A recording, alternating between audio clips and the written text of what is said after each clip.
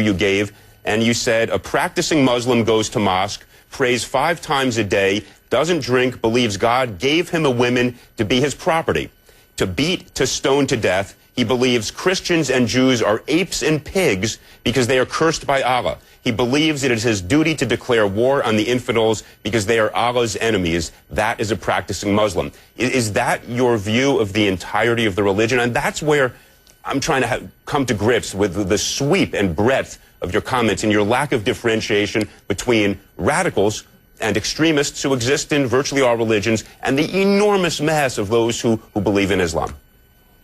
Well, also that quote was edited. Those words were not uttered in sequence the way you quoted them. And what I was talking about was about the difference between a devout Muslim who might fall into radicalism and the difference between a regular Muslim who is a moderate who does not subscribe to Sharia law.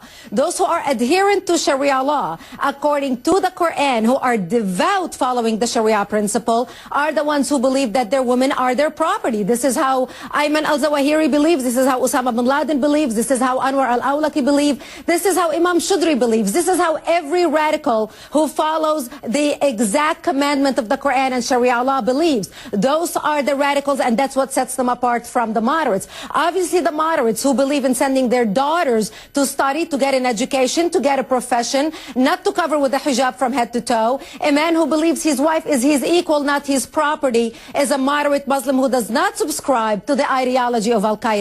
Again, it's amazing, Elliot. You know, I come from the media. You are in the media. We are both journalists, and we both, I was anchor for World News, and you are an anchor for CNN. We both know how easily journalists or people and comments, especially now with the internet age, can take few words and either paste them together or edit them together to basically express their own point of view. Brigitte, again, with all due respect, the entirety of your writing, the entirety of your comments, and the entirety of your purpose in going out to speak, and it has been fairly captured in the comments and the quotations that we have given to the viewers of the show tonight. And as you just said, you think a devout, somebody who was a devout believer in Islam, actually, you fairly captured their views about the Jews and Christians being apes and pigs. You said if they're devout, that's what they believe. So the question again that I have for you is, are you not sweeping with such a broad brush? Are you not failing in that most critical error of judgment, which is to differentiate between those who are extremists, who have no judgment, and are you not picking the few to generalize about 1.6 billion people, and are you not feeding into the animus that at the end of the day is so destructive? Elliot, I come from the Middle East. I was born and raised there. I walk into a grocery store in Arlington, Virginia, and speak in Arabic and hear what they're saying and understand it much differently than you would or anybody else. And I can tell you how the Middle East and how the Muslim world and the Arabic world operates. So when I speak about certain things regarding the Middle East or their religion itself or how they talk about their religion, I hope that you would give me enough credit to know that what I'm talking about in warning what's coming to the United States will be at least considered as someone who comes from the Middle East and understands the culture and can read the Quran in Arabic, the language in which it was written and recited in Arabic as much as Osama bin Laden can recite it.